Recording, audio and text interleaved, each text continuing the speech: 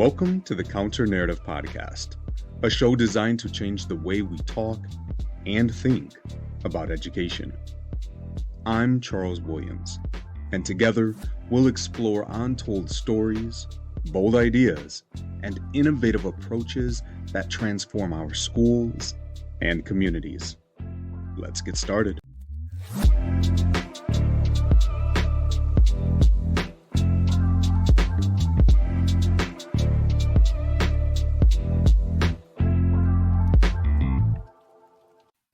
Hello and welcome back to the Counter Narrative Podcast. As always, thank you so much for rejoining me in this space. If this is your first time, welcome. Whether you're listening to the audio or checking out the video version, I appreciate you being in this space. And I'm very excited for the conversation today. So not too long ago, through some PD that I've got to do through the district where I work, I was able to connect with a phenomenal educator, one who I've seen in spaces here and there, but never been able to connect in person. And so tonight I have the master of whose job, per her nephew, who's learned, but was talking about talking. I cannot wait to have this conversation with Jennifer Abrams. Jen, how are you doing tonight? I am well, thank you. Thank you for having me. So before we jump in, I just want to say thank you. I mean, I've been able to spend some time with you both virtually and in person, and I can tell you that those sessions, the time that we spent together have been phenomenal. And just recently, I actually used the template of the hard conversation template, walked in, had a hard conversation with some staff, and it felt good. I was like, hey, I took something away. So I was like, I cannot wait to tell her. So thank you. Thank you. I'm so glad that you took it, you applied it, and it was successful. That's a gift. Absolutely.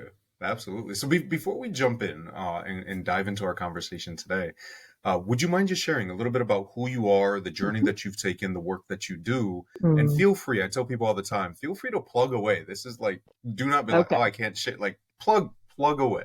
Okay. So I'm speaking to you from Palo Alto, California, here in the States.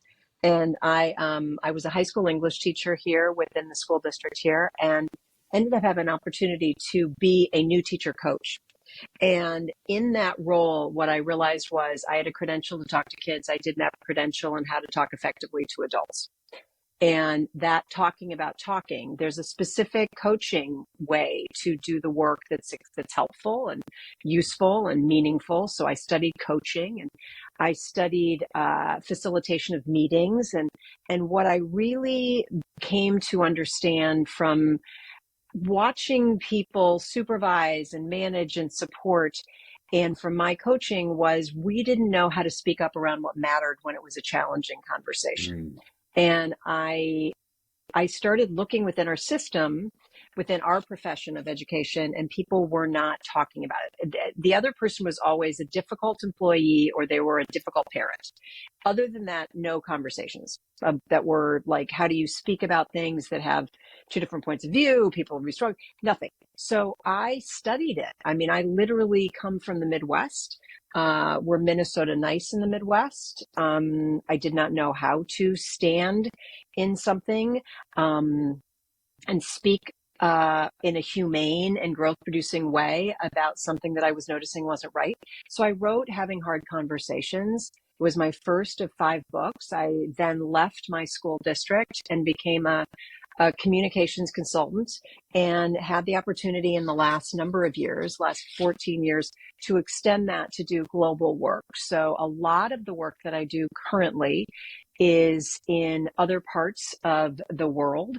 I still obviously work in the US. That'll be an interesting, it'll be interesting to see how that plays, how this work plays coming into the US in 2025.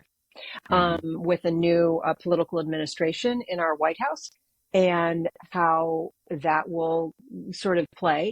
But beyond hard conversations, I'm also, I've written 4 other books, and my last book was Stretching Your Learning Edges, Growing Up at Work. And that book is sort of where my emphasis is right now, around how essential within our schools, within our profession, that the adults develop Yes, of course, the students, but also us and what it would take for us to grow ourselves in a variety of ways, obviously communication wise, but in inner communication, interpersonal communication. And so that back to talking about talking, which is what my nephew thinks I do. I do. That's what I do for a living. And it is a journey that I continue to go on. And I'm forever grateful that people want to take it with me. Well, I'm glad that you're here. I'm glad that you are going to talk to us about talking, or Yeah. that you're going to at least talk with me Yes. about I will talking. talk And with you. so, Yes. and I, like I said, the journey that we've taken has been incredible. I know I've already been able, as I mentioned, able to apply it to my own space, and so I'm very excited about the conversation tonight and continuing to learn and to grow from Okay. you. Good. And so I'm curious, as we're diving into the conversation tonight, like what's on your heart, what's on your mind, what is it that you want to have a conversation about? Mm. I'm I'm super interested in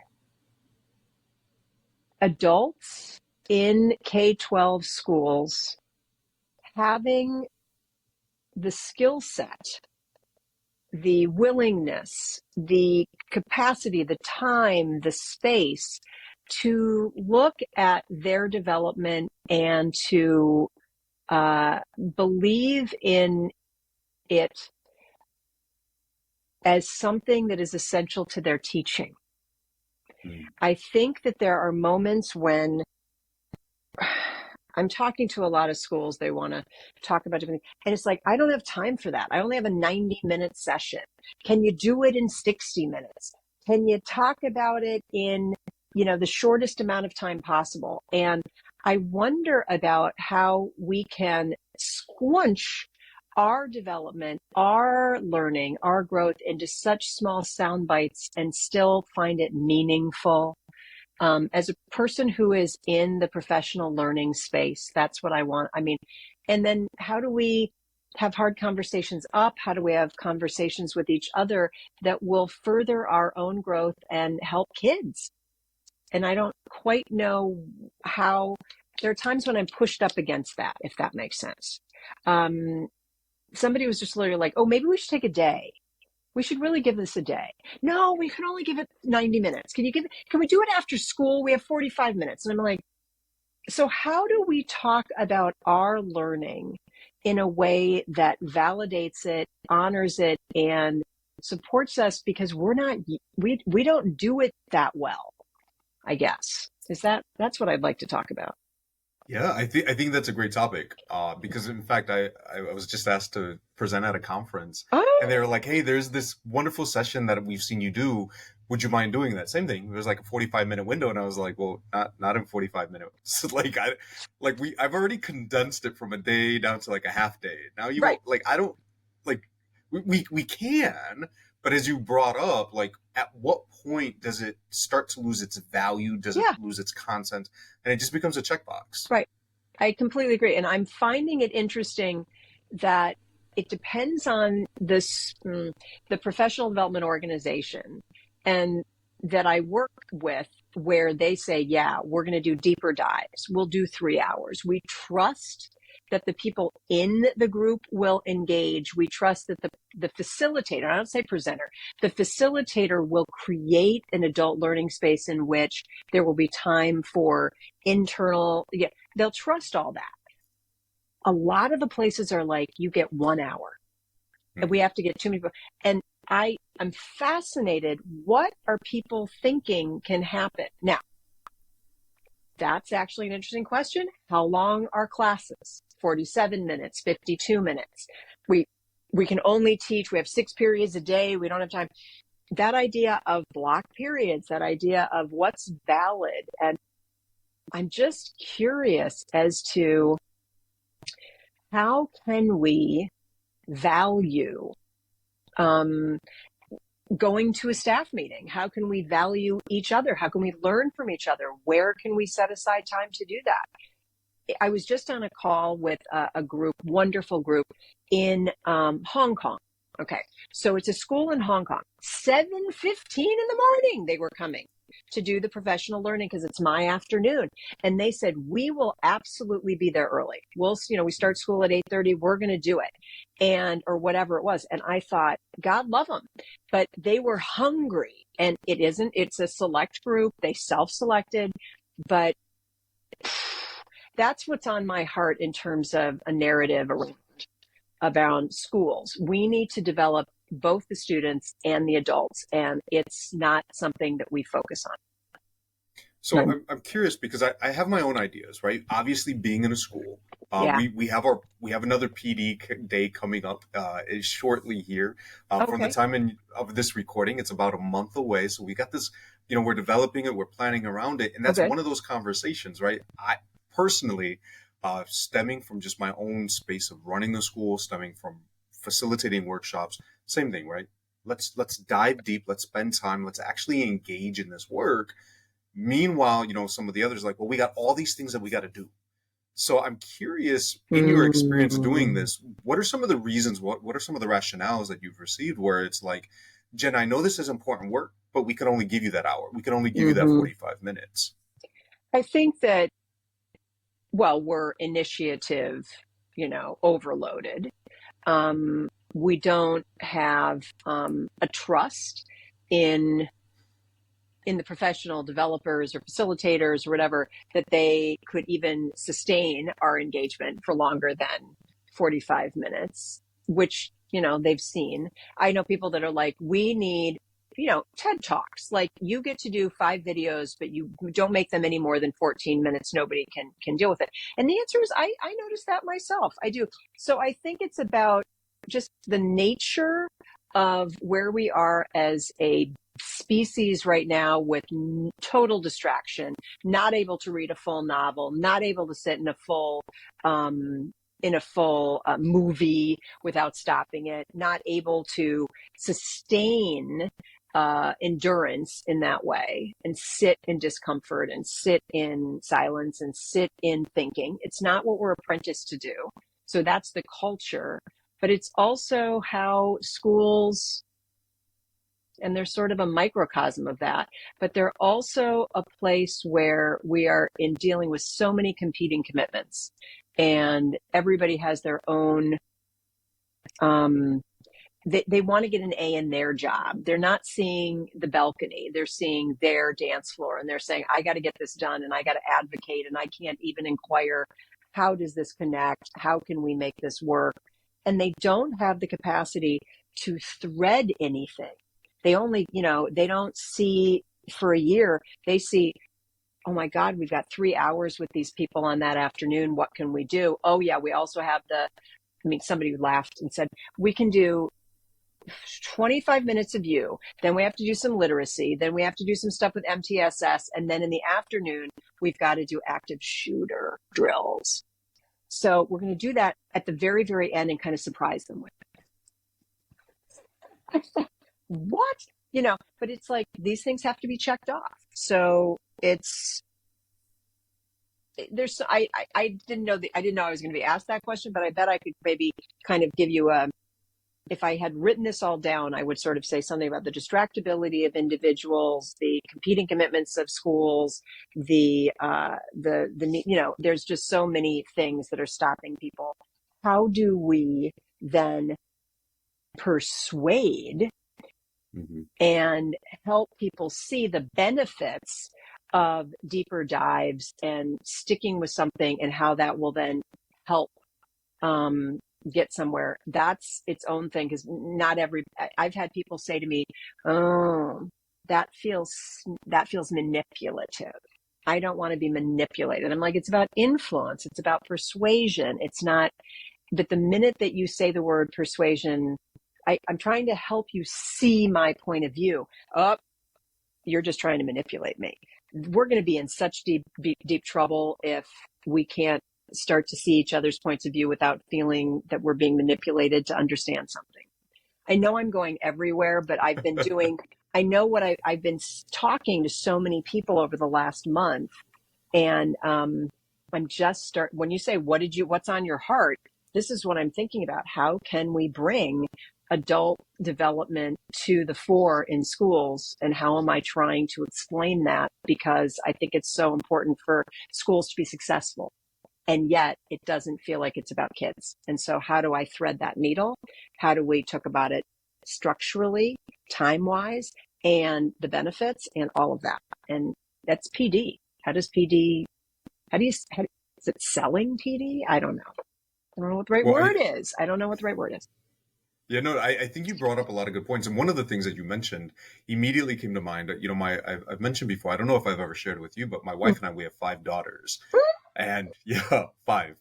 And one of them, I remember we had a conversation, and she was talking about like the BuzzFeed articles, and you know, it's snippets. Everything is just snippets, like little clips, little things, very, like you said, very Yeah. very quick. And it's this, and I asked her about it. I said, you know, like, because in school, you know, even now, she loves to sit down and read a novel, but when it's stuff that I don't really care about, I just want quick. Just give me the quick overview. Let me get just enough so I have an idea of what's happening, and then move on. And I think you're absolutely right that we're in this space of saying, right, I don't know how many times I've sat in meetings from the district, and it's like, okay, well, so and so is going to come on, like you mentioned, they got 10 minutes, and this person's going to come on and they got 20 minutes, and you're Mm-hmm. like, well, wait, like we're just bouncing from topic to topic, so everybody could check off, everybody Right. can say I did my I part, spoke. Right. you know. And so Why? as we're listening to this, if it's a school leader maybe who's listening to this, maybe there's somebody from Essential, somebody who's responsible for coordinating, you know, PD, and maybe they have one coming up like we do on the Mm-hmm. 21st of January. We got this whole full day that we need to fill in, and ironically, there's already something that's been plugged in right in the middle, right? They were like, well, we need this chunk of time. And so now it's like, okay, well, what do we do before? What do we do after? How do we make sure that teachers have time to actually take the learning and do something with, right? We're in those stages right now. So for somebody like even myself, for my team, as we're thinking about this, based off the experiences that you've had, what would you recommend? Like, how can we make this makes sense? As you mentioned, I think, you know, like threading along, making it, you know, having Mm-hmm. time, diving deep without feeling maybe manipulated, right, in those spaces. Mm-hmm. Anything's come to mind right away. So you have, for example, just a little chunk in before and then a little chunk after, Mm-hmm. right? And you could, and this is interesting, somebody might say, oh, so we could do one topic before and one topic after. Perfect. And then we're going to shorten this up. You could say to yourself, I want to honor the complexity of this topic, and I want to kind of get into the grays of it. And so we're going to have experiences where we understand something in the morning. For better or worse, we've got this thing in the middle. And then we're going to actually have to do a little bit of review, but then let's apply it in the afternoon and just stay with it. But understand that that time in the middle might force you to do something to kind of get their head back in the game with it, something where they have to bring something from the morning into the afternoon. But that idea of, can I not use it to my advantage, but just simply say I'm working with what I have as my what is it, my, not my constrictions, but my, whatever's, and I'm going to do Mm-hmm. the same thing twice, or I'm going to stay with the same thing. And by the end of the day, somebody's going to have some sort of next step stuff with it, and they're going to have opportunities to do something with that. I don't know. I just feel like I want more time with people, and most people want less time with me. Yeah.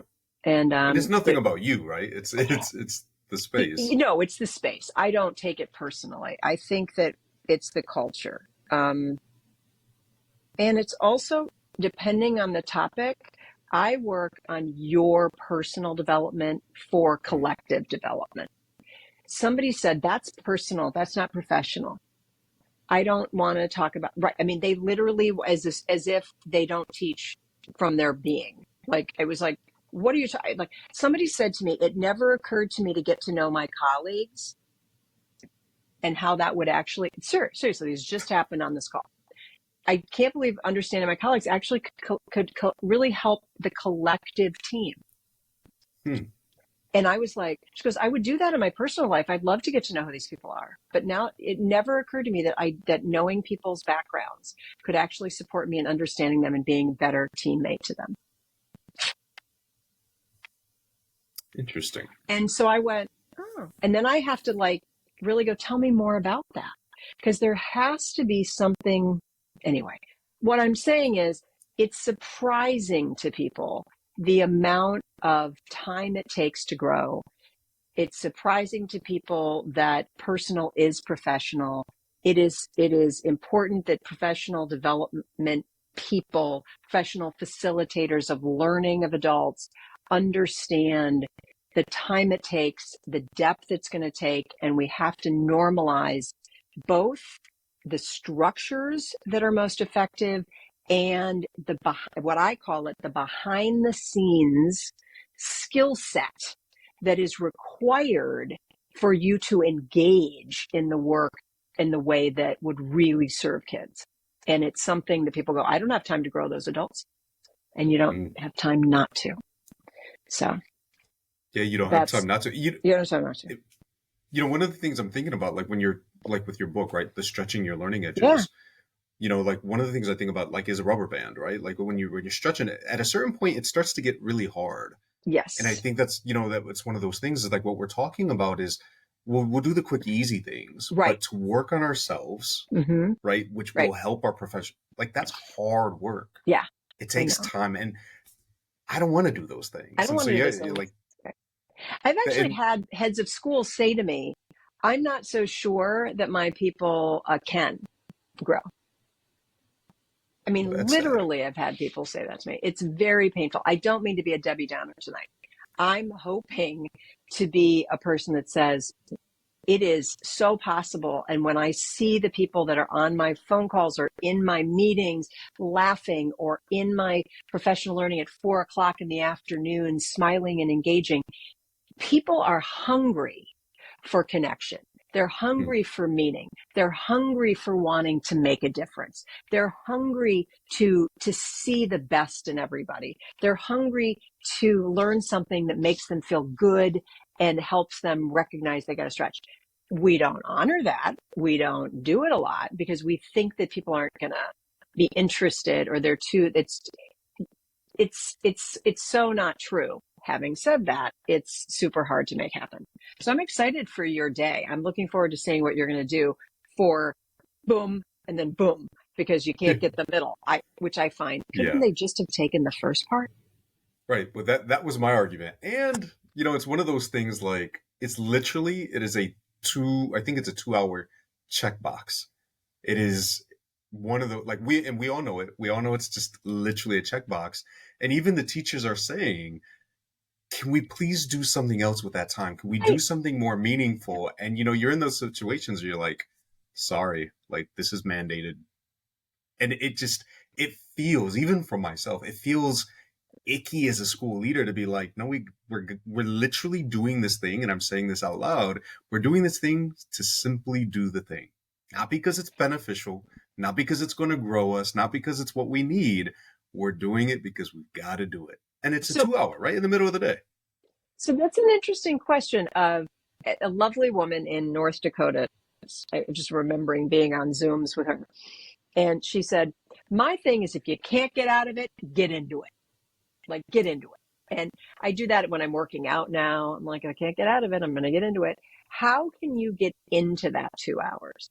How can you make it beneficial in some way? The learning content, the experience by sitting next to a person in a, like, how can you make that something that isn't as checkboxy? What can you do in your sphere of control? Because it obviously isn't, the timing isn't going to work. The content is forced.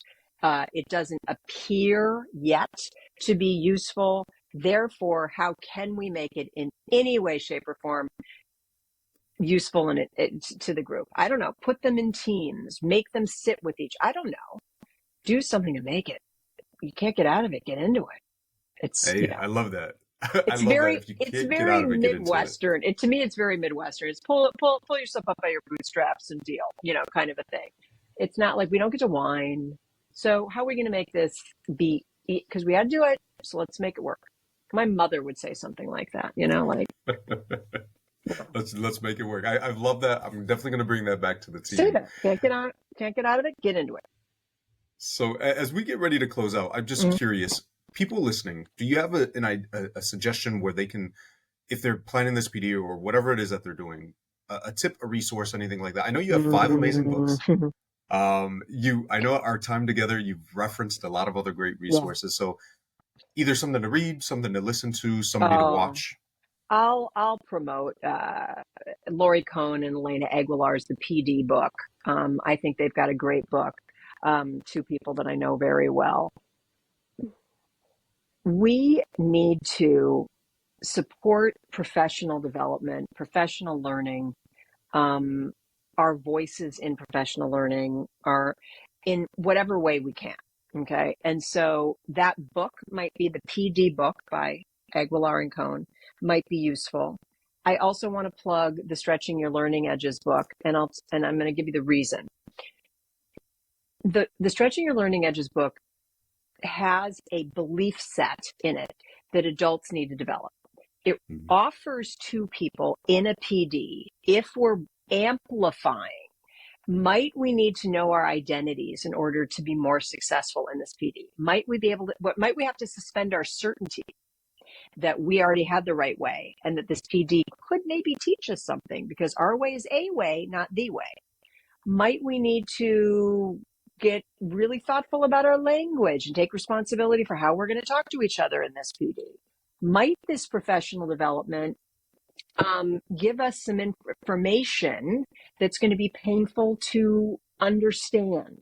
You might feel like, whoa, I'm looking at data, or I'm looking at something new. Can we build our own resilience so that we can have our own strength there and not emotionally pollute the meeting when all of that comes in? So there's a lot from the inner, I call it the inside curriculum, that might be helpful to amplify the design of PD and the PD book.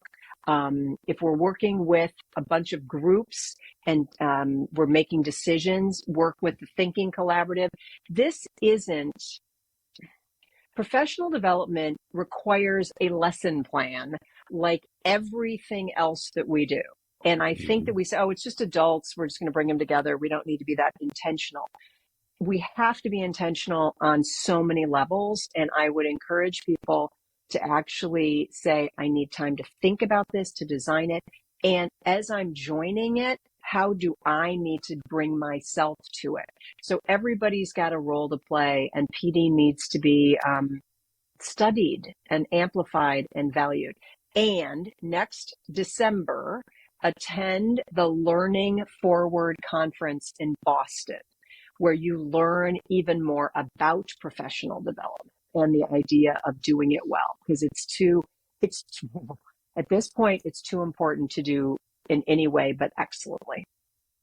They've got plenty of time to prep and plan for that learning forward. And I'm glad you mentioned Absolutely. the emotional pollution. So I just want you to know that I mentioned there are interviews and reflections on this episodes. And so one of my reflections was the emotional pollution that you talked about. I And I read was like, that. I have to share that. So I thank you. Thank you so Yes, I much. read that. I read that, and thank you. The idea that we're emotionally polluting things all the time. And why?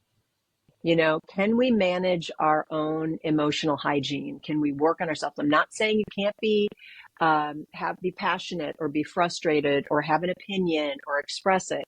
The question is, how can we do that in a way somebody can hear? And emotionally, bleh, in any PD or meeting or anything is not probably the best way to get your point across. So Hmm. emotional pollution is not useful, Well, I she definitely says. want to let you know that I've taken that idea because I know you talked about Pigpen from Peanuts, Yes, and peanuts I've from been peanuts. playing with this idea. So when that comes out, I'm definitely giving you credit for it because I was like sitting in your space. I was like, my mind's running a billion different Sure, of spaces. So I was course, like, me too. in my little book of like reflections, I was like, oh, I got to write this down. So Oh appreciate my you, gosh, you appreciate you got. so All right, much for that. tell me more about that book of reflections before we go. Yeah, so anytime there's an idea that pops up, I record it in here, right? This is where either the articles or the blog posts or the reflection podcast come from. And so I started wandering around in my mind. I was like, Pigpen, emotional pollution.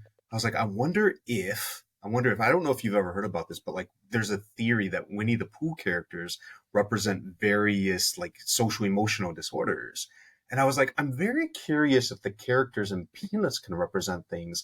And I started thinking about some of them, and I was like, Linus with the security blanket, Lucy the Yeah. controller, Charlie. Yeah. And I was like, oh, there might be a lesson here. So, Oh, and that that's will be something. attributed to, because that came off of your statement. So I was like, definitely attribute that back to you, Jen. Thank you. I hadn't thought about. I mean, yeah, I think about Tigger and Eeyore. Oh yeah, okay. So here we Yeah. go. Oh, now you're So, bring. Yeah, now I'm like back to like now I'm going to go down that hole and think about those guys and how important that can be for us. Thank you. yeah. See. Thank you. Thank you. Thank you. Thank you. Well, as we close out, I'm hoping that people who are watching or listening are like, man, this Jennifer Abrams sounds amazing. I want to bring her into my space, or Yeah. just connect with her. So where can they find you? They can find me on X at Jennifer Abrams. They can find me at my website, jenniferabrams.com. They can, yeah, and on that website, they can find me at jennifer@jenniferabrams.com, which is my email. They can find me on LinkedIn. I'm the educational consultant out of Palo Alto, California. They can find me on Instagram at Jennifer Beth Abrams, but I'm rarely on there. That's my new goal for 2025. Um, and they can find me at a lot of conferences. I'll be at the NAESP conference this summer in Seattle doing a pre-con on hard conversations.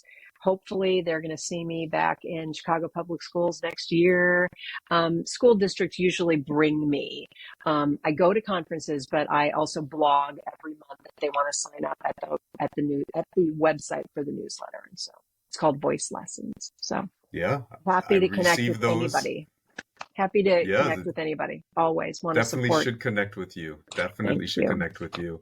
So Thank you, Jen, my I just friend. want to say thank you, obviously, for being on the Thank show you. tonight. Thank you. Uh, but thank you so much for just all the work that you're doing, No, thank you. personally, for helping me to learn and grow, but for just doing this work in our spaces. I just want to say Thank thank you, you, thank my you, friend. thank you. Thank you. Thank you. Thank you for doing what you do too. Thank you. I appreciate you. And for all of those of you watching, listening, until next time.